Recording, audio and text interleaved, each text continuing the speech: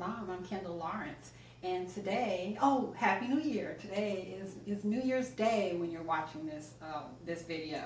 And I want to make a really special New Year's recipe with you today. I was watching one of my favorite YouTube channels, Michael's Home Cooking, and he did a Hoppin' John, like a Hoppin' John I've never seen before. And I thought, oh my gosh, I really have to try this. So with Michael's permission, I am giving his recipe a try, and I'm sharing it with you. And if you don't know about Michael's Home Cooking, then you better find out, because he has an awesome channel. And if you're looking for good recipes and good cooking tips and good ideas in the kitchen, then you need to go and check out Michael's Home Cooking. So we're going to do Hoppin' John the way that Michael Clark does it at his channel, Michael's Home Cooking. And I'm going to put a link to his channel in my description box, and I'll try to have an iCard above. Okay, so let's take a look at the ingredients that Michael used.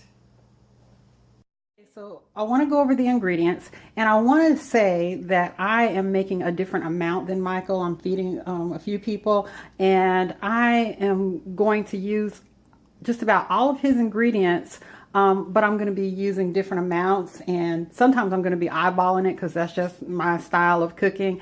I don't always, especially when I'm doing things like making rice, I don't always do exact measurements. I like my rice to be really, really, really firm, and so I use less than the 1-to-2 ratio deal that most people use when they cook rice. And so I just kind of eyeball it. Anyway, so I have here some bacon. I've got about 8 strips of bacon that I cut up with my kitchen scissors. I have a pound of black eyed peas that I cleaned and sorted through, and Michael soaked his, and I never soak my peas, so I may have to cook them a little bit longer, but I never soak black eyed peas. I have one unusual ingredient that I've never done with Hoppin' John is I have a tomato. Michael used a large tomato, or he said 3 Roma tomatoes, and I have one child in my house that does not like tomatoes, but I could not go without doing the recipe his way. That's what made it so attractive to me. So I'm using 1 small tomato that I diced up roughly. I've got some chicken broth. I have 1 onion that I diced up roughly. I have 2 stalks of celery. And again, this is to my taste. So you really have to go and look at Michael's video or go to his channel to get exact measurements. He has them all listed in the description box, and he's done a wonderful job with that. Now, Michael used thyme, and I have to really get my spice cabinet organized, because I know I have some thyme in there because I just used it in a recipe recently, but I, for the life of me, have gone through there and I couldn't find it. So I know that as soon as I'm finished with this recipe, I'm going to find my thyme. But I'm using some basil in place of the thyme, and we'll see how that works out. Some onion powder, some sea salt. I'm going to put some garlic powder in there too. I didn't put my garlic powder in there. I've got some salt, some black pepper, some crushed red pepper, some parsley. I've got 3 cups of rice. I think Michael used 1 cup of rice, and he used 1.5 cups of rice, and he used 1 cup of black eyed peas. I've got some fresh parsley that I've chopped up.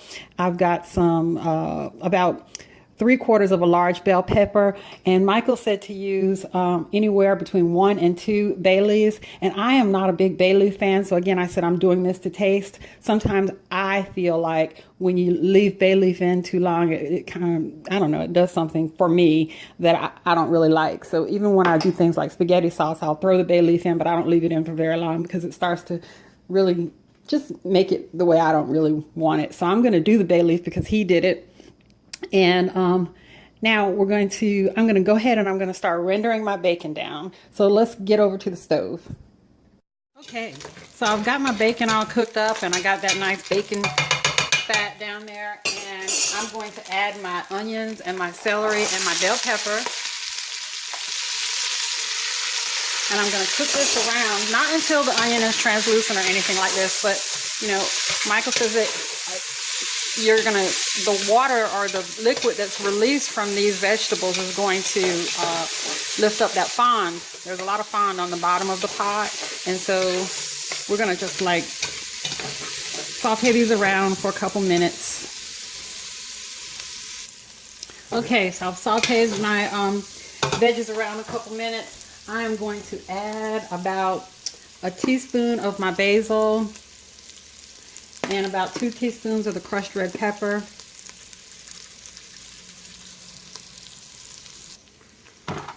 Okay, now I'm going to add about 8 cups of broth with this. So here I have a,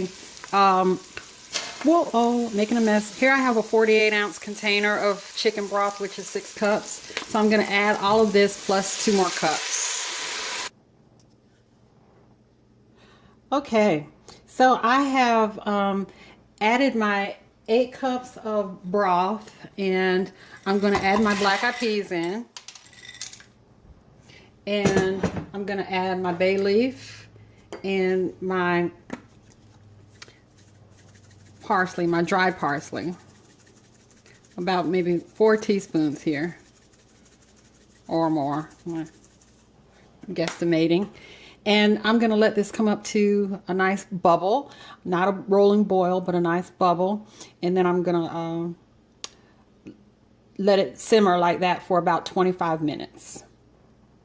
And then we'll check it and see where we are at that point.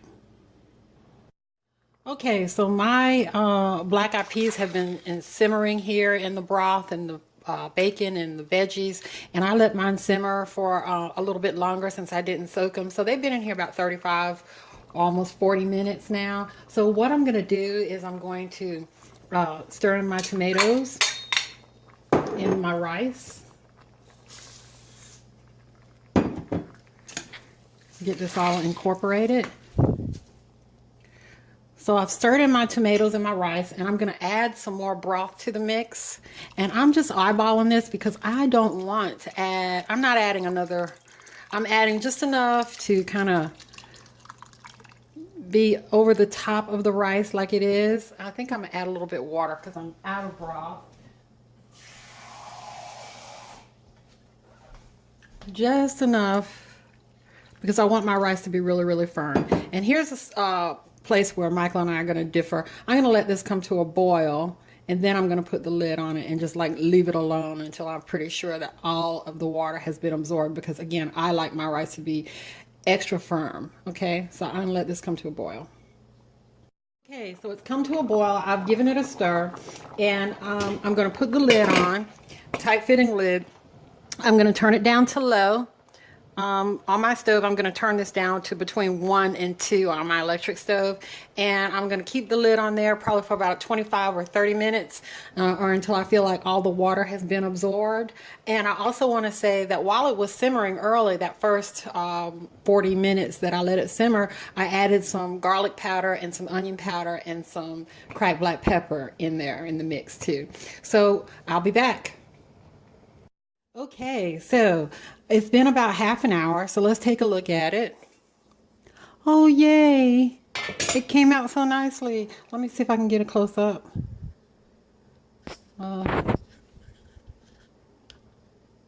Wow. I cooked this for half an hour with a minimum amount of liquid so that I could have it very firm and kind of dry. I didn't want to be very moist. And so now what I'm going to do is, after Michael got it cooked on, he added some fresh parsley. And, you know, he pointed out the fact that, you know, this is not absolutely necessary. You can leave out the parsley and you can leave out the tomatoes and the red pepper and all that stuff. But the thing that is so beautiful about this recipe is that it is, you know, fresh and bright. Okay, so I'm going to plate this up and we're going to take a taste. Okay, look guys, this is the most beautiful Hoppin' John that I have ever made. It looks so wonderful. So let's dig in and give it a taste. First thing I notice is I don't really see the tomatoes like I did in his video. I probably should have used more of them because that was one of the things that was exciting to me about this dish.